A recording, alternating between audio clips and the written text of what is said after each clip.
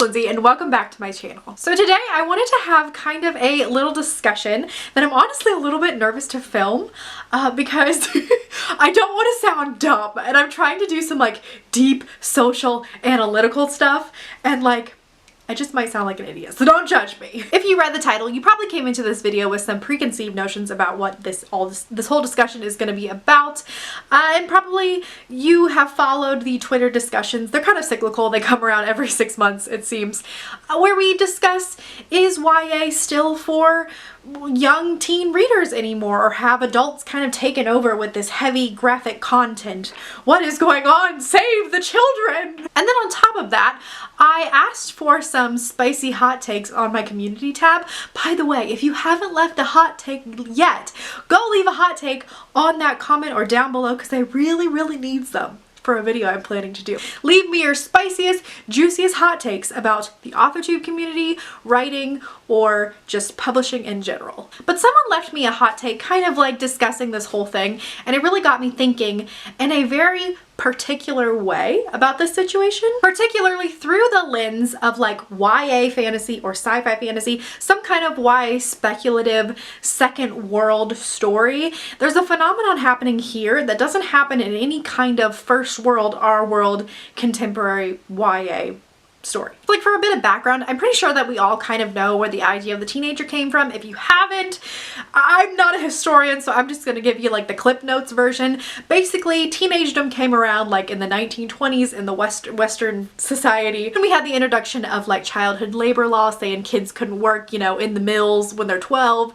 We forced them to start going to school, like mandatory education, the rise of affordable automobiles, like heck, Elvis, like all of these things kind of led to this whole social concept of this new age category. Because, you know, before it was like when you were 12, you were an adult. You could get married, you could have kids, you could go work in the coal mines. That was just how it was. There was no buffer between being a child and an adult. Of course, then all that happened and we have this social construct of teenagedom or adolescence. And I think it's very important, especially for this discussion, to come to terms with the idea that teenagedom is a concept. Like, it is not tangible, it is not found in nature, it is designated and assigned by the society in which it is taking place in. Kind of like the same idea of like the drinking age being different in different countries, or the adult age. You're an adult when you're 18 here, but you might be an adult when you're 16 in another country. And really, when you think about it, teenagedom is a luxury. Like, it is a privilege to be able to even be a teenager. There are current day countries where being a teenager really isn't a thing because there's like poverty, which kind of like forces you to grow up. There's the whole issue of like child soldiers and children working in sweatshops. In these places, most of the time, teenagedom doesn't exist. It might not be countrywide, but like maybe in certain villages or certain pockets of the world, it's a luxury that they don't get to have. And basically, I'm saying this all because in every YA fantasy I've ever read, there hasn't been this luxury of teenagedom. The idea of a teenager doesn't exist. And again, this kind of circles back to the idea of the first discussion that there's no place for teenagers anymore in YA fantasy.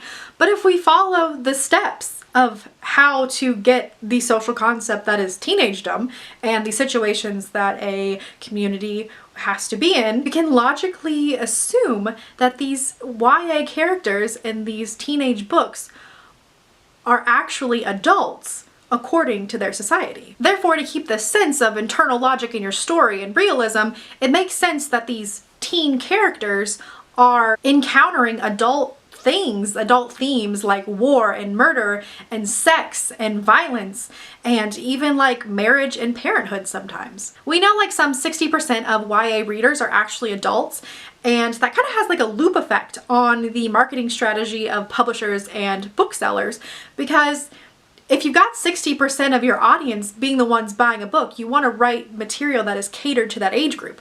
So because more adults are buying, you're wanting to make YA more adult. But because YA is becoming more adults then want to buy it. It just becomes like this cyclical thing. Of course, from there, we get this situation that I personally like to call the Sarah J. Maas effect, where we have a lot of people up in arms about the idea of extremely adult content being in books marketed to teenagers. That's not really what this video is going to be about. I'm not going to get into the nitty-gritty of that. I'm just more interested in the atmosphere surrounding the conversation and the like cultural phenomenons affecting that more than like personal opinions on if you think there should be explicit sex in YA books. You can of course leave your spicy opinions down in the comments below for a chance to be featured in my hot takes video if you like. But of course, because of this loop where publishers want to make more adult content for their growing adult audience, you have this situation we're seeing now in YA where there's a loss of really developmental stories of protagonists between the ages of 13 and 15. This situation really reminds me a lot of my experiences with Perks of Being a Wallflower.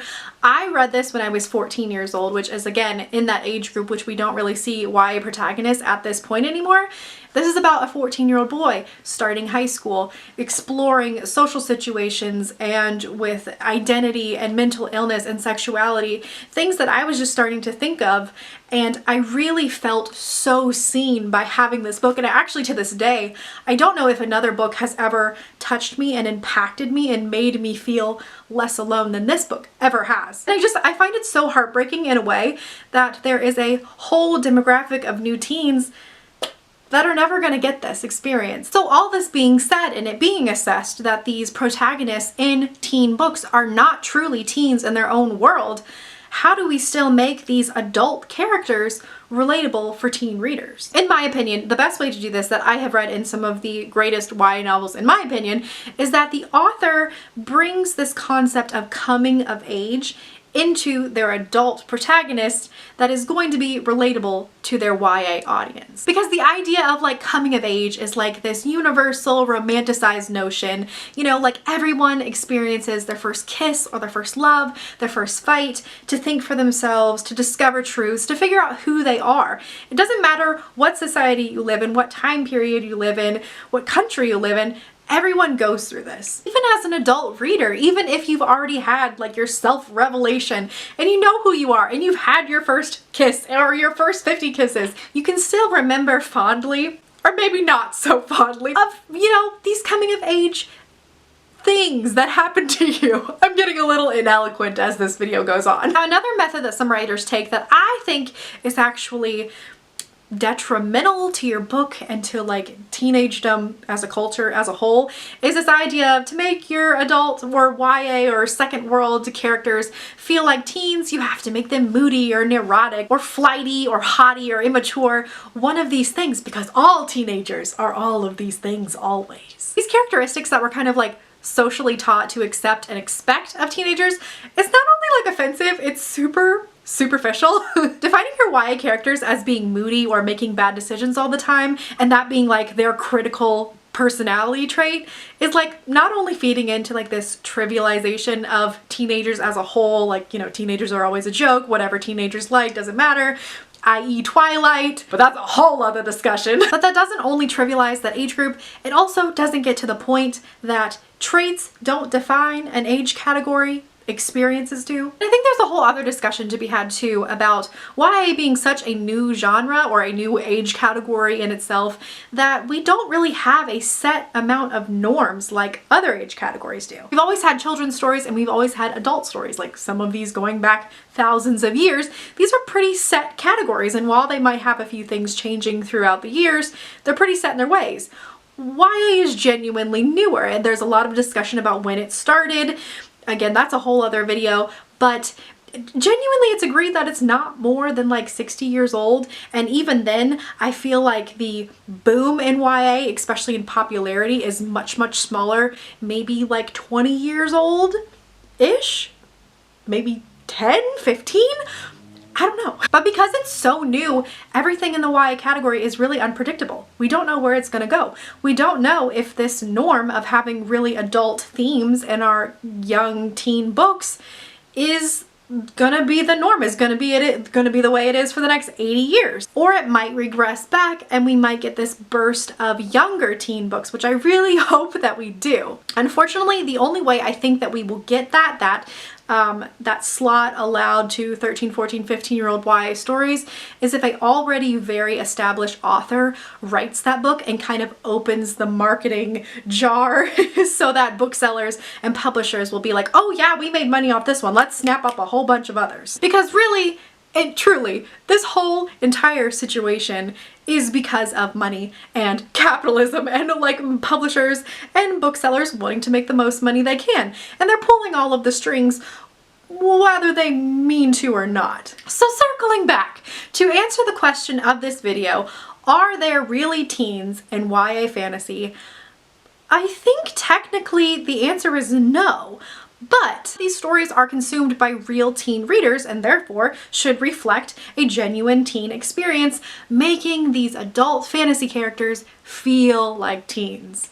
Whew, my throat hurts from all this gabbing. Anyway, I'm really interested to know your thoughts on this whole topic down below. I think it's super, super fascinating, not only just books in general, but like the culture that surrounds them and the things that influence what we get to consume.